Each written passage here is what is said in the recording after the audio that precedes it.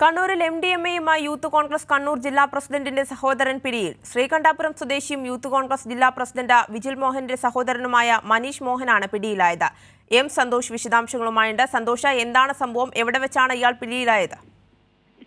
കണ്ണൂർ ശ്രീകണ്ഠപുരം പോലീസാണ് മാരക മയക്കുമരുന്നുമായ MDMAയുമായി 2 യുവാക്കളെ അറസ്റ്റ് ചെയ്തത്. ശ്രീകണ്ഠപുരത്ത് വെച്ച് കാറിൽ വെച്ചാണ് ഇവരെ ഈ ഒരു മയക്കുമരുന്നുമായി അറസ്റ്റ് ചെയ്യുന്നത്. ശ്രീകണ്ഠപുരം മുനിസിപ്പാലിറ്റി പരിധിയിൽ പല സ്ഥലത്തും ഇവർ മയക്കുമരുന്ന് വിൽപ്പന നടത്തുന്നുണ്ട് എന്നുള്ളതാണ് പോലീസിന് മനസ്സിലായത്. ഇതിന്റെ അടിസ്ഥാനത്തിൽ ലഭിച്ച രഹസ്യ വിവരത്തിന്റെ അടിസ്ഥാനത്തിലാണ് തൃക്കടമ്പ് വെച്ച് പോലീസ് 2 പേരെ അറസ്റ്റ് ചെയ്തത്. ഇതിൽ ഇപ്പോൾ പിടിയിലായിരിക്കുന്ന മനീഷ് മോഹൻ യൂത്ത് കോൺഗ്രസിന്റെ കണ്ണൂർ ജില്ലാ പ്രസിഡന്റ് വിജിൽ മോഹന്റെ സഹോദരനാണ്. മറ്റൊരാൾ ശ്രീകണ്ഠപുരം സ്വദേശി ജെയിംസ് ജോസഫ് എന്നയാളാണ് പിടിയിലായിട്ടുള്ളത്. ഇവർ കാർ പോലീസ് കസ്റ്റഡിയിൽ എടുത്തിട്ടുണ്ട്. ഈ കാറിൽ നിന്നും 400 മില്ലിഗ്രാം MDMA മാരക മയക്കുമരുന്നാണ് ഇപ്പോൾ പിടിച്ചെടുത്തിട്ടുള്ളത്.